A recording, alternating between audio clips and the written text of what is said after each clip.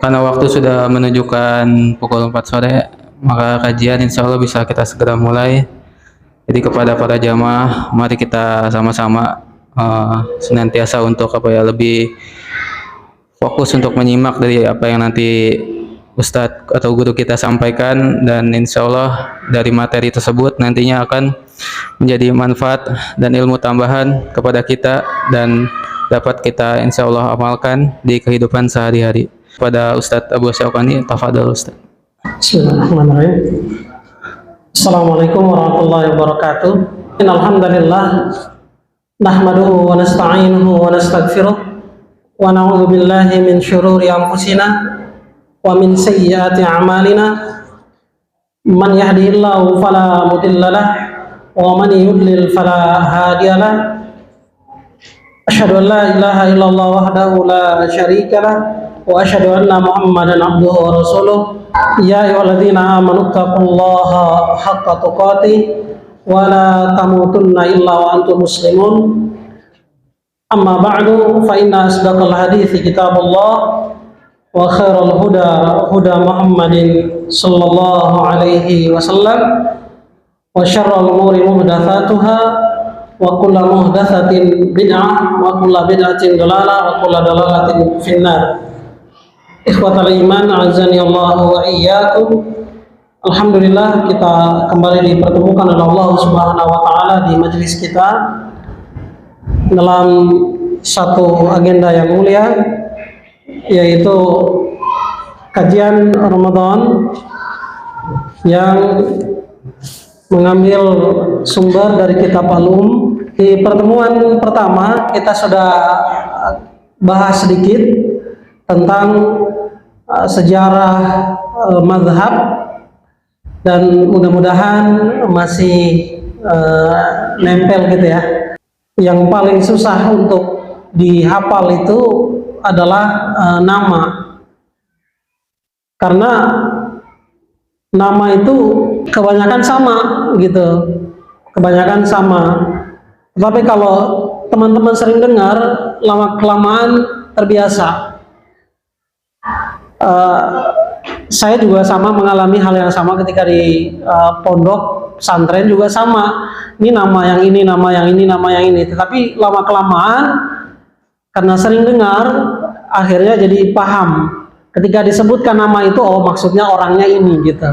Dengan catatan teman-teman harus punya bayangan tentang usia kehidupannya, di zaman berapa dia hidup.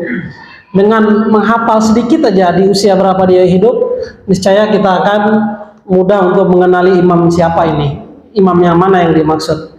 Contoh paling kecil adalah Abu Dawud misalnya. Ini nggak pusing ya, mudah-mudahan ya. Yang teman-teman sering dengarkan, Abu Dawud punya kitab namanya Sunan Abu Dawud. Sunan Abu Dawud yang mana Abu Dawudnya, gitu kan? Kan ada Abu Dawud At-Tayalisi sama Abu Dawud As-Sijistani. Dua-duanya namanya Abu Dawud. Punya kitab sama-sama, namanya sama. Sunan-sunan juga gitu kan.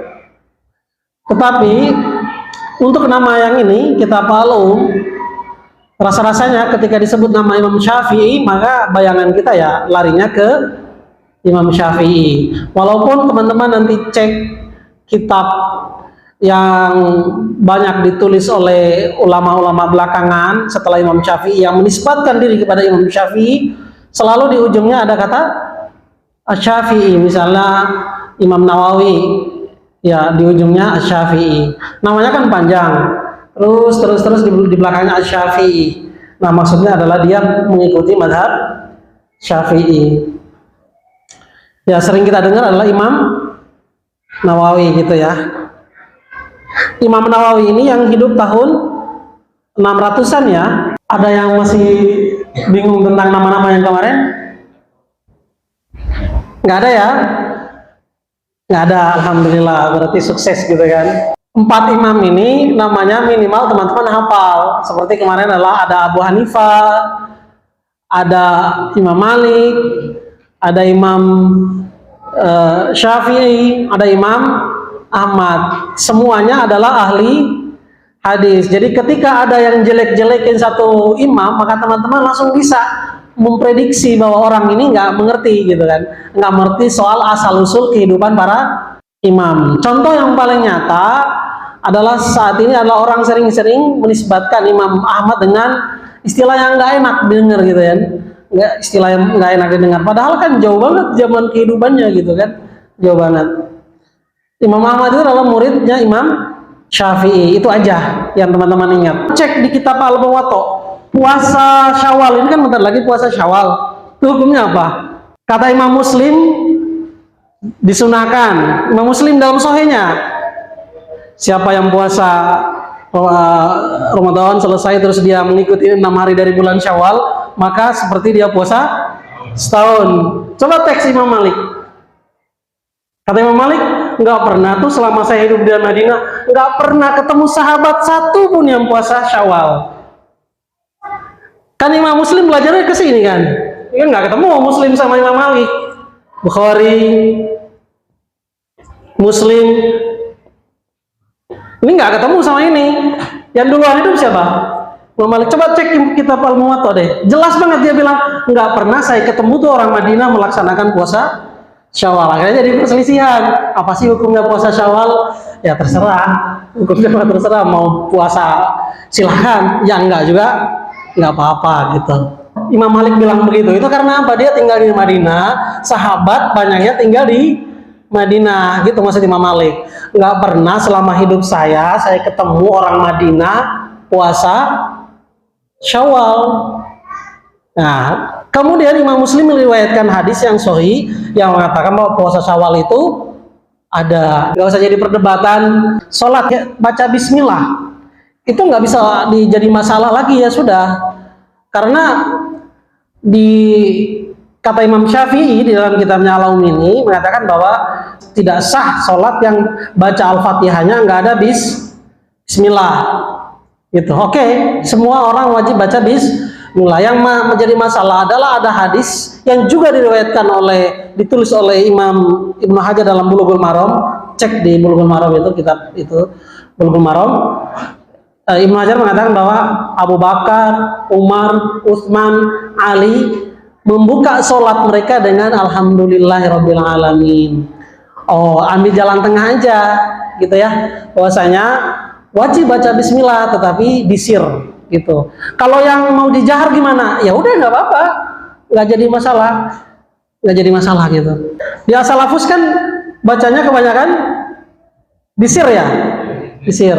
Tapi kalau ada yang membaca nggak disir ya silakan, nggak masalah. Oh, orang jelas-jelas Imam Syafi'i membawakan hadisnya bahwa wajib baca Al-Fatihah, yang disir pun baca sebenarnya. Cegah fitnah aja teman-teman. Kalau jadi imam di luar yang kebanyakan belum paham fikih, ya silakan aja dijahar. Jadi enak ya belajar fikih itu, enaknya di situ teman-teman. Belajar fikih itu enaknya masalah yang ada di luar kita jadi paham. Oh begini gitu. Contoh lagi adalah doa, ini karena bahas wudu, doa wudu yang cuci tangan harus baca doa. Adanya di mana? Ya ada dalam kitabnya Imam Al-Ghazali ya. Al-Ghazali sama Syafi'i duluan siapa? Jauh, Imam Syafi'i duluan. Imam Syafi'i nggak ngasih tahu ke kita ada bacaan yang seperti itu gitu. Enaknya kalau belajar mazhab Syafi'i langsung balik aja ke kitabnya Imam Syafi'i. Saya rekomendasikan adalah satu kitabnya Imam Syafi'i itu Al-Um ini, Al-Um. Yang kedua adalah kitab Rawdatul Thalibin Imam Nawawi. Ada 3 sumber yang besar. Kemarin kalau nggak salah saya udah gambar bagannya. Ada Ibnu Abbas dari Mekah, Ibnu Umar, Zaid bin Sabit dari golongan Madinah, sama Ibnu Mas'ud dari Irak. Dari tiga sahabat ini yang paling banyak muridnya gitu. Jadi kalau mau paling banyak yang mana? Yang paling banyak ya Mekah Madinah gitu kan. Lanjut. Qala Syafi'i, Imam Syafi'i berkata, wala wudu'a min kalamin wa in azuma wala dhahkin fi sholatin wala ghairiha. Tidak mengulangi wudu karena ngomong, walaupun suaranya keras, dan tidak wajib mengulangi wudhu karena tertawa di dalam sholat dan di luar sholat. Jadi kalau menurut Imam Syafi'i, teman-teman lagi wudhu boleh ngomong sama tetangga, mungkin ada yang lagi wudhu di samping juga gitu kan, sambil wudhu Bismillahirrahmanirrahim si berapa gitu kan, ya nggak apa-apa, itu Imam Syafi'i yang ngomong gitu, sambil bilang si berapa, si dua, teh air udah cair belum gitu kan, tapi saya cuci tangan gitu sambil kumur-kumur gitu, boleh, kecuali ketika masuk di bagian wajah. Karena kata Imam Syafi'i, ketika masuk di wajah, teman-teman yang mau memakai mazhab Syafi'i, niatnya ketika mencuci wajah. Jadi mau cuci wajah itu, niat tempatnya di mana? Hati. Nggak ada tuh teman-teman cari di dalam kitab. Paling teman-teman cek ketemu di mazhab Syafi'i itu belakangan yang namanya kitab Fathul Mu'in, yang menisbatkan diri kepada mazhab Syafi'i tahun berapa? 1200-an apa 1000 berapa? Kitab Fathul Mu'in ini kan jauh ya, jauh sebelumnya Imam Nawawi ini pernah ngomong niat itu adalah tempatnya di hati. Tapi benar, semua banyak Syafi'i itu mengatakan bahwa tujuan wudhu itu ada 3 maksudnya. 1, kamu wudhu mau ngapain? Mau membuang rafa'ul hadath, mau sholat, atau mau menunaikan wudhu biasa aja gitu. Jadi kalau mau sholat ya seharusnya niatnya ya mau sholat gitu. Wudhu menurut Syafi'i itu adalah tiga hal ini. Tapi nggak diucapin. Terus gimana lafaznya? Ya lafaznya bebas. Ketika mau nyuci muka, pasti kita kebayang dong kalau mau wudhu itu buat sholat gitu kan. Saya wudhu mau sholat gitu misalnya. Jadi niat itu hanya hadir kata Imam Syafi'i ketika mau cuci wajah. Sedangkan imam yang lain mengatakan bahwa Anda niat itu ketika Anda mau ke tempat wudhu, mau wudhu itu udah Anda berniat gitu maksudnya. Cuman Syafi'i itu agak hati-hati supaya apa? Ketika kita wudhu itu benar-benar mau menghadirkan niat bahwa wudhu itu tidak sembarangan, tidak main-main gitu. Kita bacakan di kitab Raudhatul Thalibin Imam Nawawi. Beliau tahun 631 ya. Dia mengatakan bahwa furudul wudu, wajib anggota badan yang wajib dikenakan wudu. Wa tajibu inda ghusli awwali juz'in binal wajhi. Katanya, wajib menghadirkan niat itu ketika mencuci bagian wajah gitu. Itu menurut Imam Nawawi. Imam Nawawi itu adalah profesornya dari mazhab Syafi'i. Imam Syafi'i berkata dari Al-A'la. Nah ini Imam Syafi'i dengar dari Al-A'la. Al-A'la dengar dari ayahnya. Ayahnya dengar dari Abu Hurairah. Nah ini modelnya, hadis itu begini modelnya teman-teman. Modelnya. Kalau misalnya gini, Imam Syafi'i bilang, Sami'tu min Abi Hurairah, kira-kira diterima nggak? Saya dengar dari Abu Hurairah, kata Imam Syafi'i. Nggak bisa. Kenapa? Karena nggak ketemu. Gitu. Dalam hadis itu gitu metodenya. Makanya wajar dong kalau ada yang bilang hadisnya doif, hadisnya palsu, itu metodenya karena begitu. Contoh, Ibnu Umar punya murid namanya Nafi. Nafi punya murid namanya Malik. Malik punya murid namanya Syafi'i. Syafi'i punya murid namanya Ahmad. Tiba-tiba Imam Ahmad bilang, saya dengar dari Nafi. Kira-kira kita percaya nggak? Nggak bisa. Kamu nuduh Imam Ahmad berbohong? Ya nggak bisa lah. Mau dia seorang ulama besar, tapi kalau dia dengar dari sini, ucapannya itu nggak bisa diterima. Karena mana mungkin dia dengar langsung dari Nafi? Orang nggak ketemu.